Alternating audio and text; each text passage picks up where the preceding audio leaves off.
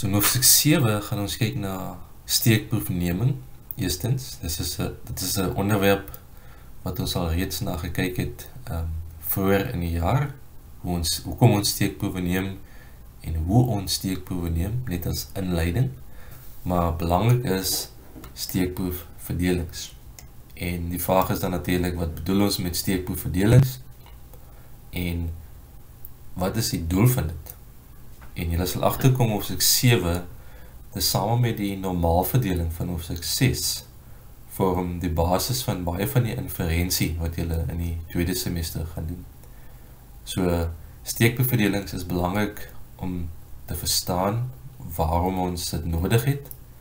Ons gaan dit gebruik vir vertrouensintervalle, vir hipotesetoetse in die tweede semester, en dit bou op die normaalverdeling wat ons al reeds kennis mee gemaak het in hoofstuk 6. So, hou die normaalverdeling naby, die berekeninge oor die normaalverdeling, dit alles word weer gebruik as ons kyk na steekproefverdelings.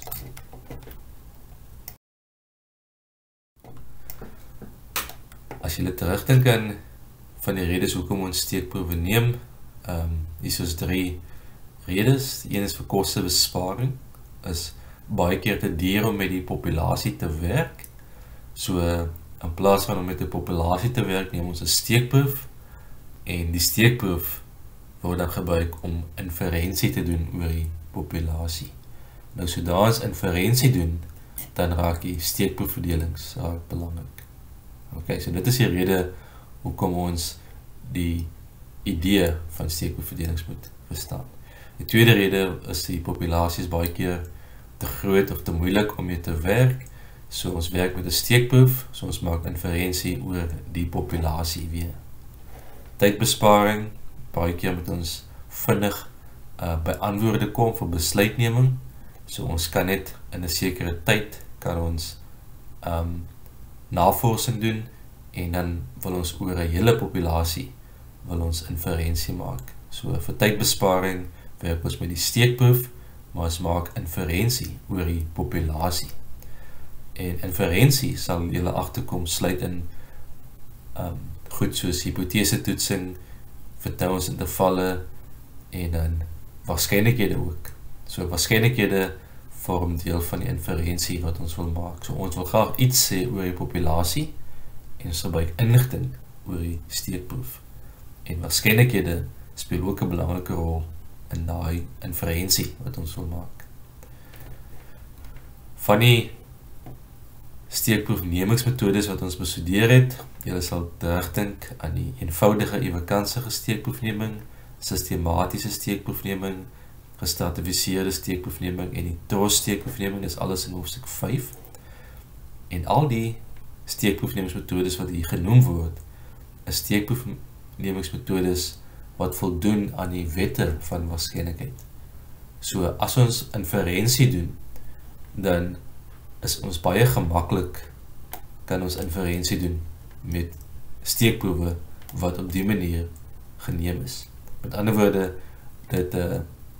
die feit dat ewekansige steekproefneming ingebou is in die steekproefneming, maak van dit die steekproefnemingsmetodes wat ons graag wil gebruik, en dan die wiskunde of die statistiese tegnieke is gebou rondom die steekproefnemingsmetodes.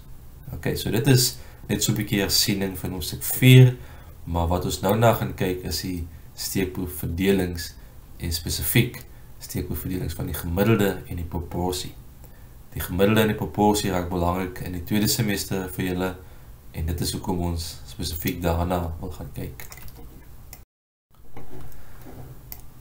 Ok, so wat behels steekproefverdelings? Ja, as hulle agterkom in statistiek, stel ons baie keer belang in beramers soos die gemiddelde, die proporsie, die standaard afwyking, maar ook die korrelasie, die mediaan en die modus en baie ander berekeninge, steekproefstatistieke wat ons bereken uit die steekproef uit. Ons stel belang in die verdeling van daai statistieke. Met ander woorde, wat is die gedrag van die gemiddelde? Is hy normaal verdeel? Wat is die gedrag van die proporsie? Is hy normaal verdeel? Wat is die gedrag van die standaardafwyking? Wat is die gedrag van die mediaan? En ons kan daai gedrag kan ons uitdruk met verdelings. En sodra ons dit uit kan druk met verdelings, dan kan ons waarskynlikhede gaan bereken oor die gemiddelde, waarskynlikhede oor die proporsie en ook waarskynlikhede oor die standaardafwyking. Nou die is net 3 voorbeelde, maar daar is 'n hele klomp voorbeelde wat 'n mens nog kan byvoeg. Maar vir die tweede semester is die gemiddelde en die proporsie veral belangrik. So wat wil ons doen as ons hulle verdelings ken? Ons wil waarskynlikhede bereken en dit is wat ons in hoofstuk 7 gaan doen. Ons wil ook vertrouensintervalle wil ons gaan bereken. Dit is wat julle in hoofstuk 8 gaan doen. En dan hipotese toetse wil ons ook doen. En dit is wat julle in hoofstuk 9 en hoofstuk 10 gaan doen. Okay, en die boublokke vir daai hoofstukke is dan wat ons nou gaan bespreek. So ons het voorheen het ons genoem dat X het 'n normaalverdeling. En dit is die verdeling van die populasie wat ons aanneem. Nou as ek 'n steekproef neem uit die populasie uit en ek bereken 'n gemiddelde. Ek vat 'n tweede steekproef en ek bereken nog 'n gemiddelde. Ek vat 'n derde steekproef en ek bereken nog 'n gemiddelde. En ek doen dit aan en aan totdat ek byvoorbeeld 100 steekproewe gekies het en ek bereken nog 'n gemiddelde. So as ek 100 gemiddeldes het, dan kan ek daai 100 gemiddeldes vat en ek kan 'n histogram gaan maak van daai 100 gemiddeldes. En die histogram is wat ek hierso aanneem, het ook 'n klokvormige verdeling. So nou die normaalverdeling is altyd klokvormig. So as die populasie normaal verdeel is, dan is my gemiddelde ook normaal verdeel. En 'n mens kan dit gaan bewys. Okay, so dis 'n resultaat wat ons gaan gebruik, maar wiskundig kan 'n mens dit gaan bewys dat as die populasie normaal verdeel is die steekproef gemiddelde ook normaal verdeel. Maar let net op die verskil wat ons hier het. Mi en mi is my gemiddelde, sigma kwadraat, het ek sigma kwadraat oor my steekproefgrootte n. Okay, so n kom hier so ter sprake. So as 'n opsomming kan ons die eienskappe van x-streep se verdeling soos volg skryf. So x-streep of my gemiddelde is normaal verdeel. Die verwagte waarde van die gemiddelde. So let net op, dit klink so 'n bietjie vreemd.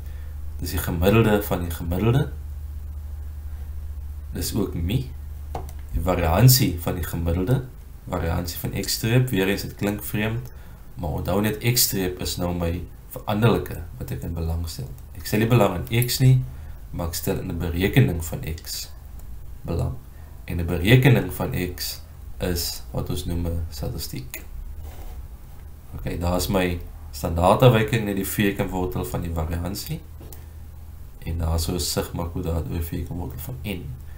En dit kan ons noem 'n standaardafwyking, maar ook 'n woord wat gereeld gebruik word is die standaardfout. So dit staan ook bekend as 'n standaardfout. En julle kan 'n ding wat kom volgende. Ons het gepraat van 'n transformasieformule oor die x. Die volgende is hoe gaan ons 'n transformasieformule gebruik of aflei vir x-streep. So voorheen het ons x minus mi gedeel deur sigma. Hierso gaan ons praat van x-streep minus mi oor sigma oor vierkantwortel n. So die term speel 'n belangrike rol in die transformasie wat ons volgende gaan sien. So daar is my transformasieformule, let net op hoe hy lyk, is x-streep minus mi, sigma vierkantwortel n. Dit gee vir my 'n z-waarde en natuurlik hoekom stel ek belang in die z-waarde, want dan kan ek my sakrekenaar gebruik. Okay, alrede hoekom ek dit wil doen, dit vereenvoudig my berekeninge na 'n standaard normaalverdeling toe. En dis dieselfde standaard normaalverdeling wat ons in hoofstuk 6 dan mee kennis gemaak het. En dieselfde berekeninge met ons sakrekenaar as wat ons in hoofstuk 6 gedoen het. So kom ons kyk na die volgende voorbeeld en ons doen 'n berekening met die inligting. So gegee 'n normaalverdeling met mi gelyk aan 50 en sigma is gelyk aan 5. En dan is daar ook 'n steekproef wat vir ons gegee word van n gelyk aan 100. En nou vraag ek wat is die waarskynlikheid dat die steekproef gemiddelde x-streep tussen 47 en 49.5 is. So tussen, so x-streep groter as dit, maar x-streep kleiner as dit. En daar is die verdeling van x-streep wat ek neergeskryf het. So mi is 50, sigma kwadraat is 25 oor n, daar is my verdeling. Ok, so die volgende stap is, hoe doen ons die berekening vir daai waarskynlikheid tussen 47 en 49.5. So weer eens kan ek gaan neerskryf, in plaas van met 'n x, het ek nou x-streep, net op x-streep, die gemiddelde in die steekproef, 47, 49.5, in die middel het ek my transformasie formule, en ek doen dit aan die linkerkant met 47, en ek doen dit aan die regterkant met 49.5. So ek trek die gemiddelde af, en ek deel deur die standaard fout. Julle sal nou ons het daai gedeelte die standaard fout genoem, en daar het ek presies dieselfde gedoen. Trek af 50, deel deur die standaard fout, kry minus 6 en minus 1, daai word nou 'n z, en dan het ek die waarskynlikheid van z kleiner as minus 1, minus die waarskynlikheid van z kleiner as 6. Wat julle hier kan doen is trek net 'n verdeling, so teken 'n normaal verdeling. In die middel het ons 0, want z se gemiddel is altyd 0, dan het ons minus 6 en ons het minus 1, en dit is die area tussen minus 6 en minus 1, en daai area kan ons gaan uitwerk soos volg, en daai is my antwoord. So met ons sakrekenaar. So let net op hoe die waarskynlikheid omgeskakel word na die twee waarskynlikhede. So dis 'n area minus nog 'n area, en as ek daai verskil uitgewerk het, blyk met 'n area tussen die twee waardes oor. En dit is hoe ons waarskynlikhede gaan uitwerk met x-streep, die steekproef gemiddelde. So belangrik net wat ek wil hê jy moet oplet is die transformasie, en dan sodra ons by die z kom, is ons terug by hoe ons gedink het in hoofstuk 6 met die normaal waarskynlikhede en ons sakrekenaar. Die volgende statistiek wat vir ons van belang is in die eerste jaar is die steekproef proporsie. Ons gaan dit P noem. Ons het nog nie tot dusver met die proporsie gewerk nie, maar dink aan die kategoriese veranderlike soos geslag. So gestel jy het byvoorbeeld jy het 120 persone en jy het elkeen se geslag neergeskryf. So manlik of vroulik, en elkeen van hulle se geslag is neergeskryf. Wat ek gaan doen is ek het die aantal mans het ek gaan tel, so dat 70 mans uit die 120 uit, so die proporsie mans is 0.58. Soortgelyk kan ek die proporsie dames kan ek gaan uitwerk. Dat is 'n klein lettertjie P wat ek gebruik sodra ek met die steekproef werk. Dat is 'n hoofletter P wat aandui ek werk met 'n kansveranderlike. Net soos ek 'n hoofletter X-streep gehad het en 'n hoofletter X, ek het 'n klein lettertjie X-streep gehad. Hier sit ek 'n klein lettertjie P. So hoofletter P is altyd 'n kansveranderlike, en my kansveranderlike is nou net 'n proporsie. So in plaas van om te sê die byvoorbeeld gewig, kan ek praat van die proporsie mans wat oorgewig is byvoorbeeld. So dis 'n ander veranderlike wat ek daarso opstel. En vir ons eindes gaan ons sê die proporsie het ook 'n normaal verdeling. Maar let op die notasie wat ek gebruik. So P is verdeel normaal. So in plaas van die simbool mi te gebruik, gaan ek pi gebruik as my simbool vir die gemiddelde. So ek gebruik net nuwe simbole, maar die pi en die mi speel presies dieselfde rol. Pi is in die middel van die verdeling. Let net op, hier het ek 'n standaard variansie wat nou soos volg. So pi 1 minus pi op n, dis my variansie. So pi is hier nie die wiskundige konstante soos wat ons op ken nie, maar pi speel 'n ander rol. So pi is 'n waarde, dis die populasieproporsie. Daar is my steekproefproporsie en pi is my populasieproporsie. In die geval is my populasie gemiddelde daai proporsie. Okay. So die verwagte waarde van die proporsie is pi, die variansie is dit. So ons kan 'n simbool mi kan ons langs aan skryf, ons kan 'n simbool sigma kwadraat langs aan skryf. Okay. Die simbole word baie keer net gebruik om te kan onderskei tussen die proporsie en die gemiddelde. Vat ons die vierkeurwortel van die variansie, dan kry ons weer eens die standaardafwyking en die term wat ons gebruik is die standaardfout. Nou let dit op die transformasieformule van P. Ons wil altyd die normaalverdeling of die normaal veranderlike wil ons transformeer na 'n Z toe. So ons vat die P minus pi gedeel deur die vierkeurwortel van dit wat ons standaardfout is. En daai transformasieformule is wat ons gaan gebruik. So let dit op die transformasieformule in hoofstuk 6, hoe het ons dit geskryf? Transformasieformule vir x-streep en dan nou die transformasieformule vir die proporsie. Die doel daarvan is om die betrokke veranderlike om te skakel na 'n Z toe. En sodra ons met die Z werk, kan ons met ons sakrekenaar die berekeninge doen. Okay, so kom ons doen 'n voorbeeld van die proporsie. So wat gegee moet word is natuurlik die waarde van pi. Ons kan nie berekening doen sonder daai waarde nie. En dan ons moet weet wat is n. Ons kan nie berekening doen sonder die n nie. So dit moet altyd gegee word. So daar is die twee waardes. Pi my populasie proporsie is 0.4 en my steekproefgrootte n is hulle kan 200. Okay, so ons kan dit maar neerskryf en nou maar net die verdeling is normaal en skokvormig. So hoe sou ons die volgende waarskynlikhede gaan uitwerk? So nou maar net die eerste P is vir waarskynlikheid, so P probability en daai P is vir proporsie. So die tweede P is my veranderlike en die eerste P is net die waarskynlikheid. So die waarskynlikheid dat die proporsie gelyk is aan 0.35. En weer eens met die normaalverdeling sal julle nou enige iets in daai vorm. As daar nou 'n x-streep was, as daar 'n x was, in die vorm met die is gelyk aan, is die antwoord altyd 0. Die waarskynlikheid dat die proporsie kleiner is as 0.4. 0.4, dit het op dieselfde waarde as die gemiddelde, en vir die normaalverdeling sal die gemiddelde altyd ons verdeling opdeel in 2 dele. En dit is hoekom die antwoord 0.5 is.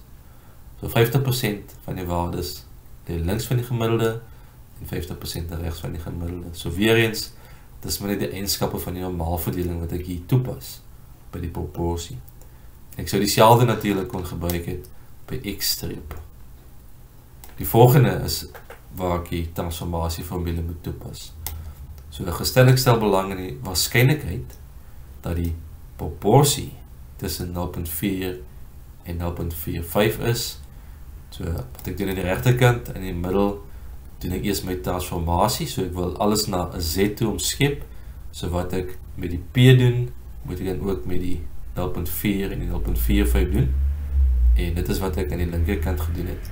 So let dit op, 0.4 kom daar vandaan, die tweede 0.4, dis die waarde wat ek daar het, en dan dis ook die waarde wat ek daar bo gehaal het, en sowel as die steekproefgrootte, werk dit uit, kry ek 'n waarde van 0.4 minus 0.4 is 0, en dan daar sou het ek 0.45, en as ek dit alles gaan uitwerk, het ek 'n waarde van 1.44, in die middel het ek net 'n Z, wat ek vervang, en dan wat ek hier doen, het ek nou 'n verdeling, so ek het die Z, so teken jou verdeling, jou Z, in die middel het ek vir 0, en dan 1.44 is regs van 0.